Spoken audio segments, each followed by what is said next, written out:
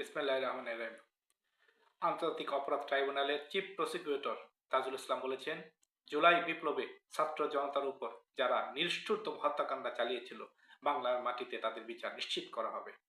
আজ রোববার জুলাই বিপ্লবে মোহাম্মদপুরে হত্যাকাণ্ড ফাইয়াজ সৈকত সহ 9 জনকে হত্যায় তাপস নানক সহ 28 জনের বিরুদ্ধে আদালতে অভিযোগ দাখিলের পর প্রেস ব্রিফিংয়ে এ মন্তব্য করেন তিনি।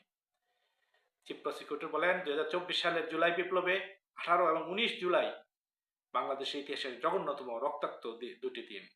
এই দিনে বাংলাদেশের বিভিন্ন স্থানে তরুণ যুবক ছাত্র জনতার উপর যে বর্বরতম হত্যাকাণ্ড চালানো হয়েছিল তার অন্যতম হটস্পট ছিল মোহাম্মদপুর এলাকা।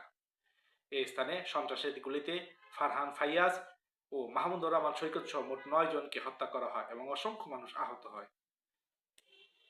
তিনি বলেন, ওই দিন মাথায় সরাসরি গুলি করে সৈকত ফাইয়াজকে শহীদ করা হয়। সৈকত খুবই প্রাণবন্ত একটা ছেলে ছিল। শহীদ ফারহান ফাইয়াজ অত্যন্ত হাস্যোজ্জ্বল একটা ছেলে ছিল। আমাদের প্রত্যেকটা শহীদ তাদের একটা নিজস্ব গল্প আছে, নিজস্ব মহাকাব্যিক উপাখ্যান আছে। শহীদ সৈকত 6 ফিটের মতো লম্বা ছিল। সে ওই দিন শুক্রবার ছিল 19 জুলাই বিপ্লবের ডেডলিস্ট ডে ছিল। সে মাকে না জানিয়ে সেদিন আন্দোলনে গিয়েছিল মোহাম্মদপুর এলাকায়।